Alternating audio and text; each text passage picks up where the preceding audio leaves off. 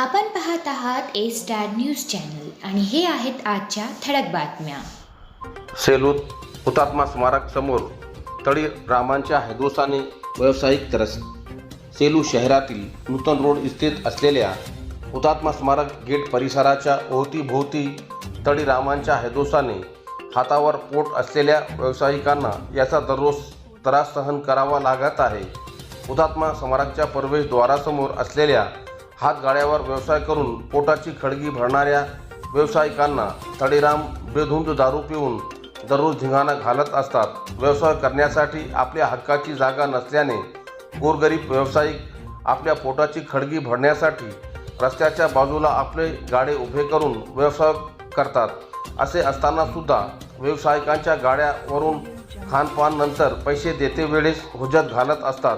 या तळीरामांच्या टोळीत काही व्यावसायिक असल्याने ते दररोज रात्री धिंगाणा घालत असतात. या प्रकरणी सेलू नगरपालिका प्रशासनाद्वारा प्रवेशद्वारासमोर असलेल्या हातगाड्यावर व्यवसाय करणाऱ्यांना गाड्या हटविण्याचे निर्देश देण्यात आले आहे. नगरपालिका प्रशासनाने दारू पिऊन धिंगाणा घालणाऱ्यांना पायबंद करून गोरगरीब व्यावसायिक यांना व्यवसाय करण्याची मुभा द्यावी अशी अपेक्षा व्यावसायिकांकडून होत आहे.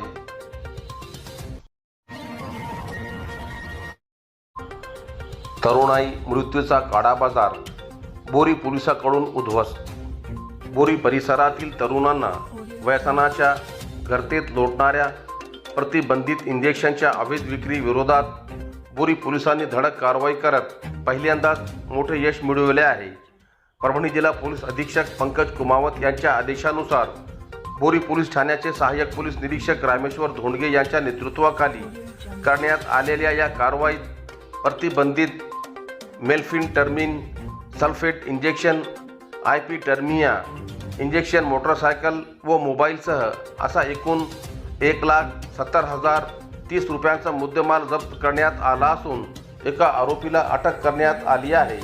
या प्रकरणी बोरी पोलीस ठाण्यात गुन्हा रजिस्टर क्रमांक 195/2026 अंतर्गत भारतीय न्याय संहिता BNS कलम 278, 125, 123, 3, 5 तसेच औषधी व सौंदर्य प्रसाधने अधिनियम 1940 आणि औषध किंमत नियंत्रण आदेश 2013 मधील संबंधित तरतुदीनुसार गुन्हा दाखल करण्यात आला आहे. या प्रकरणातील फिर्यादी राजेश जटाड पोलीस हवालदार यांनी दिलेल्या फिर्यादीनुसार 29 जून सोमवार रोजी सायंकाळी 8 वाजता बोरी परभणी रोडवरील दीक्षाभूमीसमोर शयनचित्राची तपासणी करण्यात आली.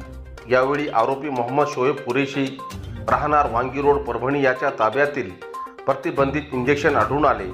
या प्रकरणातील दुसरा आरोपी वसीम खान अख्तर खान राहणार खंडोबा बाजार परभणी याचाही गुन्ह्यात सहभाग असल्याचे निष्पन्न झाले असून त्याचा शोध पोलीस करत आहे. कारवाई दरम्यान 5,000 रुपये किमतीचे 10 इंजेक्शनची पाकिटे, किंमत 1,45,000, बजाज पल्सर MS 24 CG 4804, 20,000 रुपये किमतीचा विवो मोबाईल आणि 3 डिस्पोजल इंजेक्शन असा एकूण 1,70,030 रुपयांचा मुद्देमाल जप्त करण्यात आला. प्राथमिक तपासात संबंधित आरोपी प्रतिबंधित इंजेक्शन मूळ किमतीपेक्षा जास्त दराने विक्री बाळगत असल्याचे समोर आले आहे. या इंजेक्शनचा गैरवापर केल्यास संबंधित व्यक्तीचा आरोग्यावर गंभीर परिणाम होऊन जीवितास धोका निर्माण होऊ शकतो. ही माहिती असतानाही आर्थिक फायद्यासाठी याची अवैधरित्या विक्री केली जात असल्याचे पोलिसांनी नमूद केले आहे. या संपूर्ण कारवाईत सहाय्यक पोलीस निरीक्षक रामेश्वर धोंडगे यांच्या मार्गदर्शनाखाली बीट जमादार राजेश जटाड, संगसेन कांबळे, साळवणे, मोरे यांनी महत्त्वाची भूमिका बजावली. तसेच आरोपीच्या घराची झडती PSI महादेव गायकवाड, महिला पोलीस कर्मचारी रंगरेज व चालक शिवणकर यांनी घेतली. पूर्णा तहसील कार्यालयात पहिल्याच पावसात मुख्य प्रवेशद्वारावर स्लॅबला गळती. पूर्णा तहसील कार्यालयात काही महिन्यापूर्वी लाखो रुपये खर्च करून फर्निचरचे काम करण्यात आले.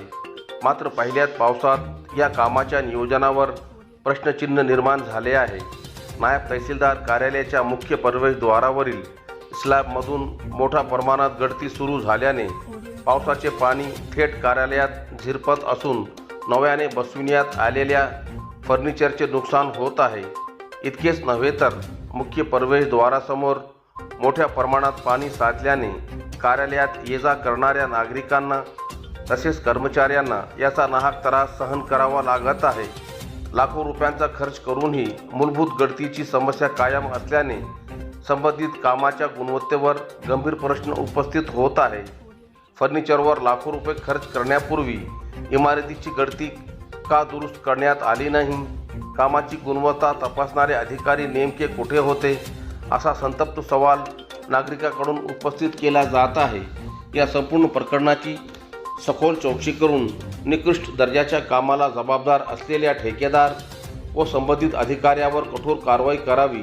तसेच गळतीची तात्काळ दुरुस्ती करून शासनाच्या मालमत्तेचे होणारे नुकसान थांबवावे अशी जोरदार मागणी नागरिकातून होत आहे.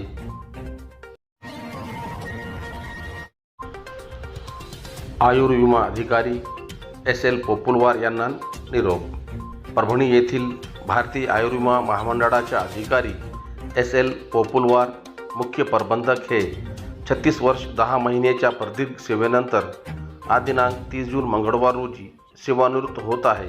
त्या निमित्ताने परभणी शाखेच्या वतीने त्यांचा सेवापूर्ती गौरव समारंभ व सपत्नीक सत्काराचा कार्यक्रम दिनांक 29 जून सोमवार रोजी श्रीमंगल कार्यालय डॉक्टर बाबासाहेब आंबेडकर पुतळ्याजवळ आयोजित करण्यात आला होता.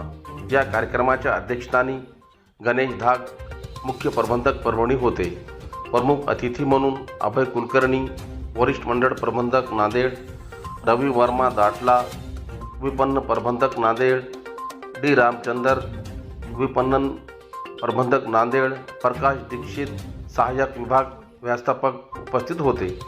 यावेळी अभय कुलकर्णी, रवी वर्मा दाटला, प्रकाश दीक्षित, SL पोपुलवार, पंडित लोकळे, संतोष शिंदे, भास्कर हिप्परगे, संपत कपाडे, अनिल शेळके, गिरीश देशपांडे आदींनी आपले मनोगत व्यक्त केले.